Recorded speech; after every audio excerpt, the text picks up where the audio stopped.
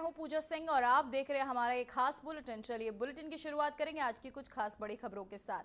दिल्ली में रक्षा मंत्री राजनाथ सिंह ने नेवी चिल्ड्रन स्कूल दिल्ली में छात्रों से संवाद किया।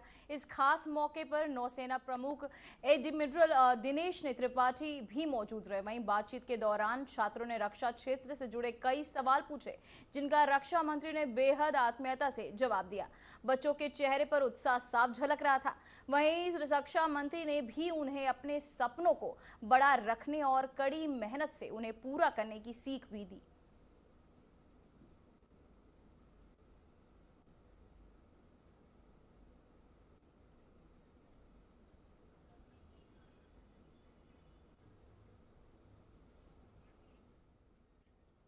तो वहीं जीएसटी 2.0 को लेकर विपक्ष लगातार सरकार पर निशाना साध रहा है। इस बीच खड़गे और पीएम पर गरीबों को लूटने का आरोप लगाते हुए आए, जिसको लेकर छत्तीसगढ़ के मुख्यमंत्री विष्णुदेव साय ने कांग्रेस अध्यक्ष मल्लिकार्जुन खड़गे पर पलटवार करते हुए कहा कि प्रधानमंत्री मोदी के नेतृत्व में भारत न केवल आर्थिक रूप से चौथी सबसे बड़ी ताकत बना है, बल्कि वैश्विक मंच पर भी देश का मान सम्मान बढ़ा है। उन्होंने कहा कि देश देख रहा है किसने देश को स्थिरता की ओर ले गए और किसने विकास को रफ्तार दी है।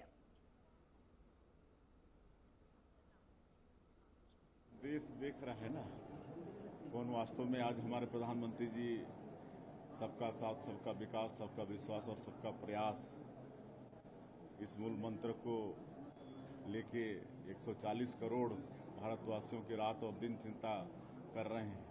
और इसका जिस तरह से पूरे विश्व में भारत का मान और सम्मान बढ़ा है, जिस तरह से आर्थिक रूप में लगातार देश प्रगति कर रहा है। 2014 के पहले जब उनकी सरकार थी 10 वर्षों तक, तो स्थिर हो गया था आर्थिक क्षेत्र में हमारा देश 10वें स्थान पर ही था। लेकिन माननीय नरेंद्र मोदी जी प्रधानमंत्री बनने के बाद आज 11 साल में, पहले 10 साल में 5वें स्थान पर लाके खड़ा किए इकोनॉमी के क्षेत्र में। और जब तीसरी बार प्रधानमंत्री बने, 11वां साल हुआ, तो आज चौथे नंबर में लाके खड़ा कर दिए। तो वहीं हरियाणा के मुख्यमंत्री नायब सिंह सैनी ने प्रेस कॉन्फ्रेंस कर प्रदेश में बाढ़ से हुई तबाही और राहत कार्यों पर विस्तार से जानकारी ली। मुख्यमंत्री ने कहा कि पिछले 2 दिनों में उन्होंने खुद प्रभावित इलाकों का दौरा किया है और बाढ़ पीड़ितों को कठिनाइयों को करीब से देखा है। तो वहीं किसानों के लिए सरकार ने विशेष क्षतिपूर्ति पोर्टल खोला है, जिस पर अब तक 1,69,000 से ज्यादा किसानों ने करीब 10 लाख एकड़ भूमि का पंजीकरण करवाया है। मुख्यमंत्री ने बताया कि मकान ढहने से अब तक 12 लोगों की मौत हुई है, जिनके परिवारों को 4-4 लाख रुपए की आर्थिक सहायता भी दी गई है। वहीं घायलों को 2-2 लाख रुपए की मदद दी गई है। किसानों के लिए 15,000 रुपए प्रति एकड़ मुआवजा तय किया गया है। तो वहीं इसके साथ ही 135 मेडिकल कैंप भी लगाए गए और विधायक मंत्री लगातार अपने अपने जिलों में मौजूद रहकर लोगों से संपर्क बनाए हुए हैं।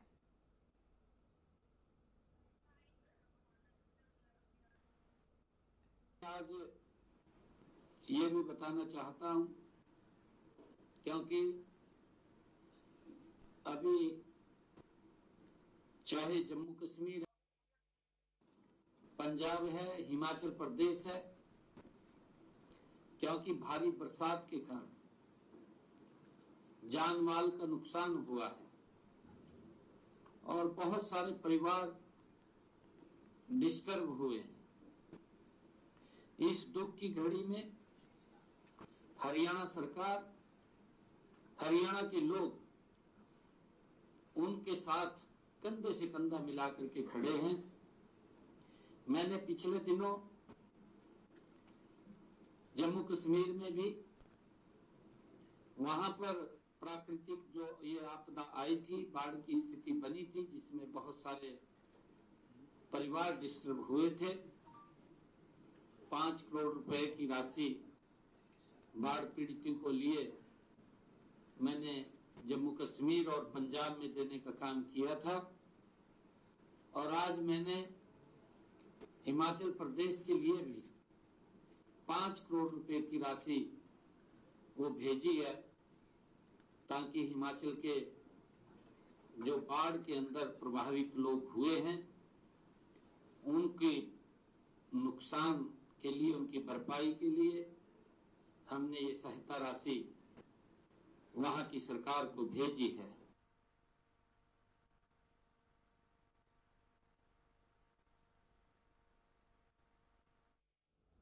तो वहीं राज्यसभा सांसद और कांग्रेस नेता रणदीप सुरजेवाला ने हरियाणा और पंजाब में बाढ़ की स्थिति को लेकर सरकार पर तीखा हमला बोला है। उन्होंने सवाल किया कि प्रधानमंत्री का कल पंजाब दौरा हो रहा है, लेकिन हरियाणा में 21 जिले पूरी तरह बाढ़ग्रस्त है। सुरजेवाला ने इस दौरान तंज भी कसा।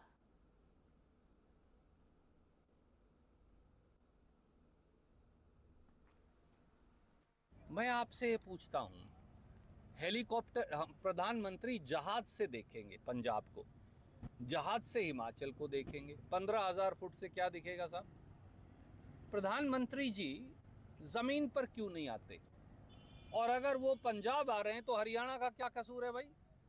ये कसूर है कि हमने आपकी वोटें डाली थी, ये कसूर है कि हरियाणा में 11 साल से बीजेपी की सरकार है। हरियाणा में 15 लाख एकड़ जमीन डूब गई है। हरियाणा में 21 जिले जो हैं वो जलमग्न हैं। हरियाणा के 5,000 गांव जो हैं वो जलमग्न हैं। हरियाणा के अंदर 72 जो कस्बे और 11 शहर जलमग्न हैं। हरियाणा तो बाढ़ से त्राहिमाम है, परंतु जहाज से भी हरियाणा की स्थिति देखने की फुर्सत नहीं है, क्योंकि नायब सैनी सरकार के निकम्मेपन और नाकारापन की वजह से किसान हो या साधारण व्यक्ति हो, उसे अपने हाल बेहाल छोड़ दिया गया। तो वहीं एक बार फिर से कानपुर जोन ने कमाल कर दिखाया है, जहां प्रदेश स्तरीय IGRS मासिक मूल्यांकन में वर्ष 2025 की शुरुआत के साथ ही कानपुर जोन ने अपना दबदबा कायम रखते हुए प्रथम स्थान हासिल किया है। ADG श्री आलोक सिंह के नेतृत्व में जोन की पुलिस टीम ने शिकायतों के त्वरित, पारदर्शी और प्रभावी निस्तारण का शानदार उदाहरण प्रस्तुत करते हैं। साथ ही आपको बता दें कि सफलता का श्रेय अपर महानिदेशक आलोक सिंह के नेतृत्व को जाता है, जिनके पर्यवेक्षण में एक कुशल शिकायत निवारण तंत्र को संचालित किया गया है, जिससे इस प्रणाली में जनता का विश्वास मजबूत हुआ है। ये उपलब्धि कानपुर जोन पुलिस के लिए एक बड़ी उपलब्धि है, क्योंकि इस क्षेत्र में लगातार 12 महीनों तक शीर्ष स्थान बनाए रखा है।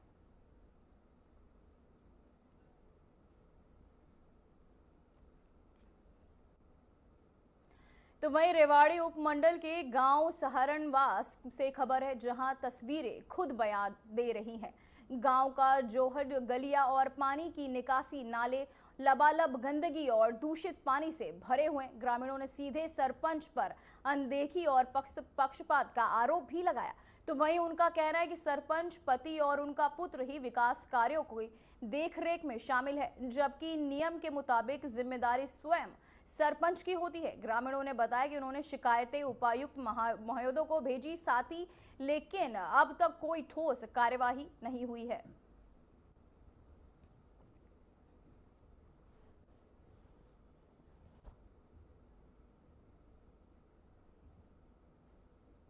राजनीति में वक्त और बयान कभी भी बदल सकते हैं, लेकिन जिस रिश्ते की नींव स्वार्थ नहीं बल्कि समझदारी पर रखी हो, वो किसी भी तूफान से नहीं डिगता।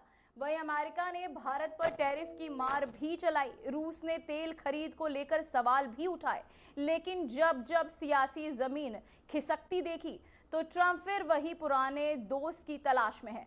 नाम है नरेंद्र मोदी। सवाल ये नहीं कि ट्रंप क्यों सोचते हैं कि असली बात यह है कि भारत अब अपनी कूटनीति से अमेरिका को सोचने पर मजबूर कर रहा है। ट्रंप का लहजा और वैश्विक पटल पर भारत की अहमियत दोनों ही बदल चुके हैं। देखिए हमारी एक खास रिपोर्ट।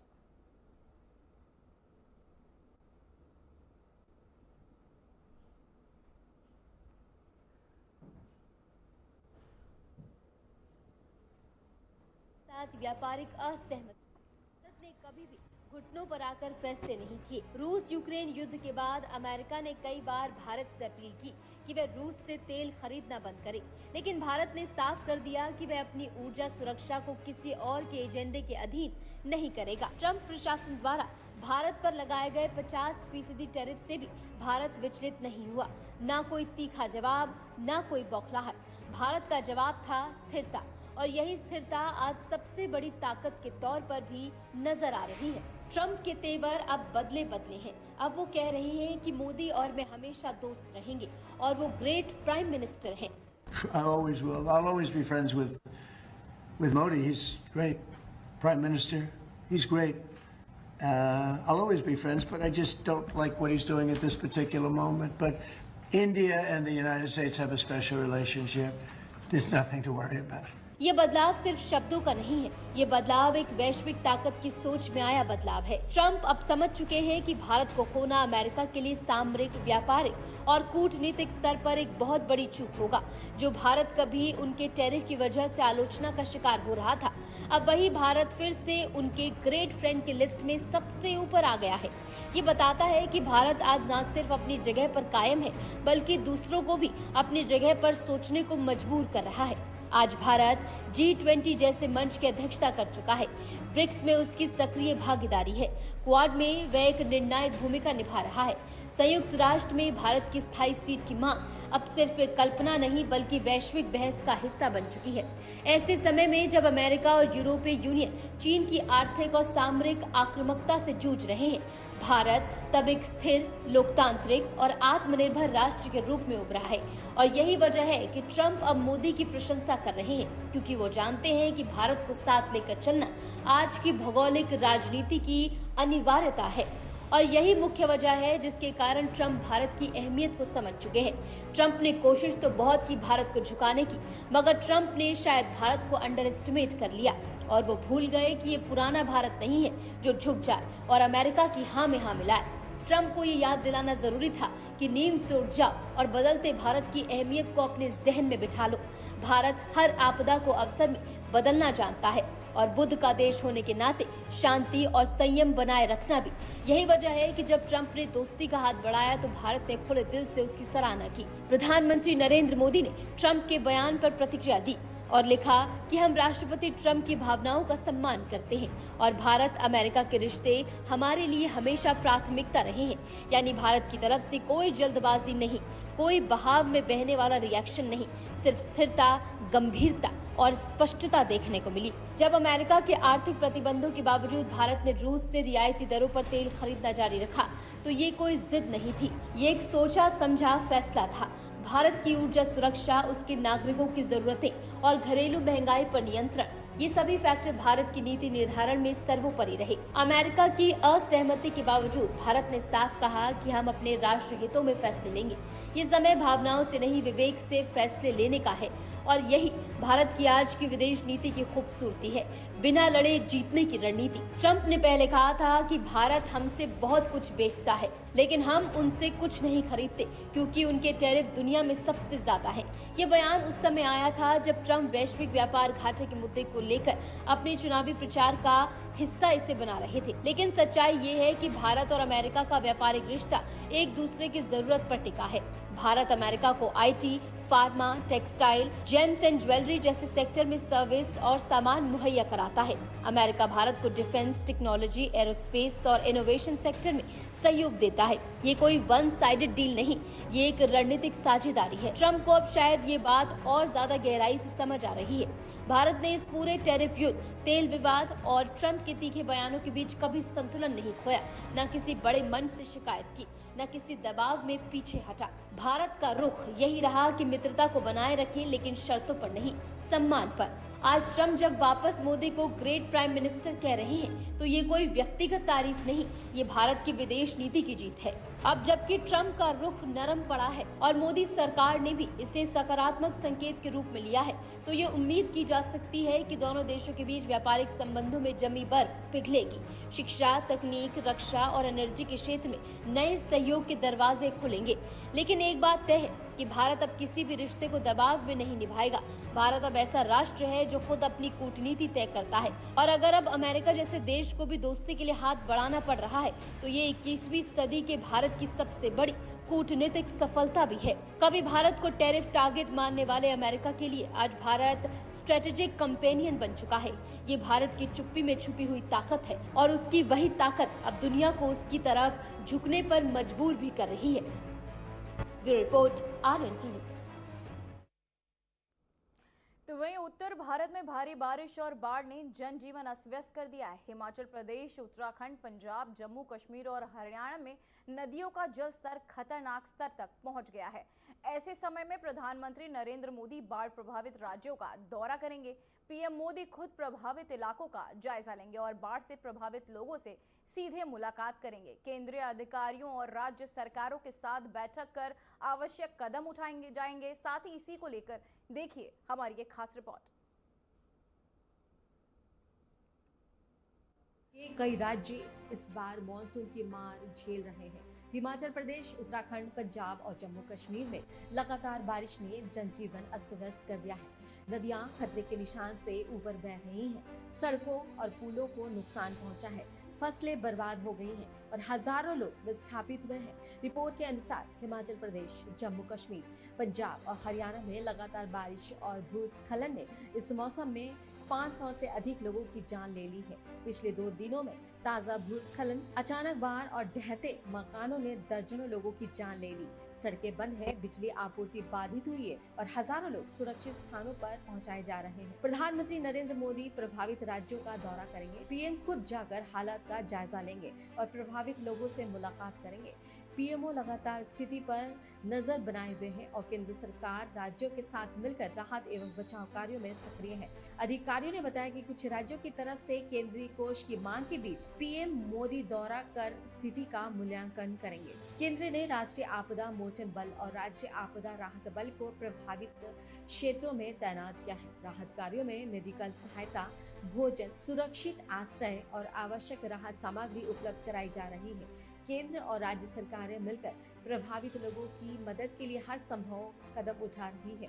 प्रधानमंत्री की निगरानी में बचाव कार्य तेजी से चल रहे हैं। भारी बारिश और बाढ़ ने बुनियादी ढांचे को भी बुरी तरह प्रभावित किया है। सड़कें और पुल बह गए हैं। बिजली और पानी की आपूर्ति बाधित हुई है। कृषि और स्थानीय व्यवसायों को भारी नुकसान हुआ है। केंद्र सरकार प्रभावित किसानों और उद्योगों के लिए राहत पैकेज और सब्सिडी की योजना तैयार कर रही है। आने वाले दिनों में पीएम मोदी स्थिति की समीक्षा करेंगे और आवश्यक कदम उठाएंगे। प्रधानमंत्री मोदी की देखरेख में राहत और बचाव कार्य तेजी से चल रहे हैं। केंद्र और राज्य सरकारें मिलकर प्रभावित लोगों की हर संभव मदद कर रही है। जनता की सुरक्षा और राहत को सर्वोच्च प्राथमिकता दी जा रही है। आने वाले दिनों में मौसम की स्थिति और बाढ़ की गंभीरता के आधार पर पीएम मोदी राहत कार्यों की समीक्षा करेंगे और आगे की रणनीति बनाएंगे। बता दें, पंजाब के ज्यादातर जिले इन दिनों बाढ़ से प्रभावित है। ऐसे में लोगों को काफी परेशानियों का सामना करना पड़ रहा है। वहीं अब पीएम मोदी बाढ़ प्रभावित राज्यों का दौरा करने वाले हैं।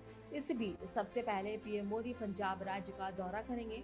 पीएम मोदी 9 सितंबर को पंजाब के गुरदासपुर जाएंगे। पंजाब बीजेपी की ओर से सोशल मीडिया प्लेटफॉर्म एक्स पर इसकी जानकारी दी गई है। प्रधानमंत्री नरेंद्र मोदी हाल ही में जापान और चीन की यात्रा से लौटे हैं। उन्होंने पंजाब के मुख्यमंत्री भगवंत मान से बाढ़ प्रभावित इलाकों की स्थिति पर चर्चा की। पीएम मोदी प्रभावित क्षेत्रों का दौरा कर राहत कार्यों की समीक्षा करेंगे और स्थानीय प्रशासन के साथ मिलकर प्राथमिकताएं तय करेंगे। पीएम मोदी का दौरा प्रभावित लोगों के लिए आशा की एक किरण है। उनका लक्ष्य है कि हर प्रभावित व्यक्ति तक मदद पहुंचे और राहत कार्य समय पर संपन्न हो। भारी बारिश और बाढ़ ने लोगों की जिंदगी पूरी तरह बदल दी है। कई परिवारों ने अपने घर खो दिए हैं। बच्चे और बुजुर्ग सुरक्षित स्थानों की ओर जा रहे हैं। स्थानीय लोगों का कहना है कि केंद्र और राज्य की मदद से बिना इस स्थिति से निपटना मुश्किल है। प्रधानमंत्री मोदी के दौरे से प्रभावित लोगों में उम्मीद की एक नई किरण जागी है। आने वाले दिनों में मौसम की स्थिति के अनुसार पीएम मोदी राहत कार्यों की समीक्षा करेंगे। केंद्र और राज्य मिलकर प्रभावित लोगों को तत्काल राहत, मेडिकल सुविधाएं, भोजन और सुरक्षित आश्रय उपलब्ध कराएंगे। भारी बारिश और बाढ़ से बुनियादी ढांचे को हुए नुकसान की मरम्मत और पुनर्निर्माण की प्राथमिकता में शामिल है। प्रधानमंत्री मोदी की निगरानी में राहत कार्यों की गति और गुणवत्ता सुनिश्चित की जाएगी। प्रधानमंत्री मोदी की देखरेख में राहत और बचाव कार्य तेजी से चल रहे हैं।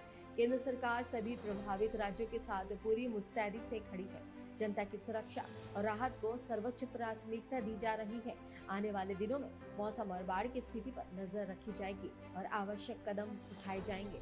उत्तर भारत के ये राज्य हिमाचल प्रदेश, उत्तराखंड, पंजाब, जम्मू कश्मीर और हरियाणा इस आपदा से जूझते हुए इतिहास की सबसे बड़ी चुनौती का सामना कर रहे हैं। केंद्र और राज्य की संयुक्त मुस्तैदी, राहत और पुनर्निर्माण के कार्य, प्रधानमंत्री मोदी का मार्गदर्शन इस मुश्किल घड़ी में जनता के लिए जीवनदायिनी साबित होगा।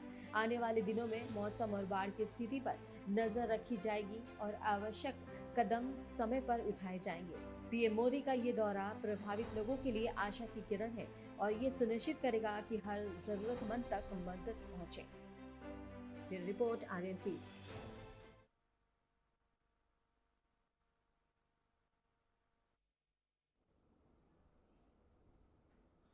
फिलहाल बुलेटिन में बस इतना ही। मुझे दीजिए इजाजत। नमस्कार।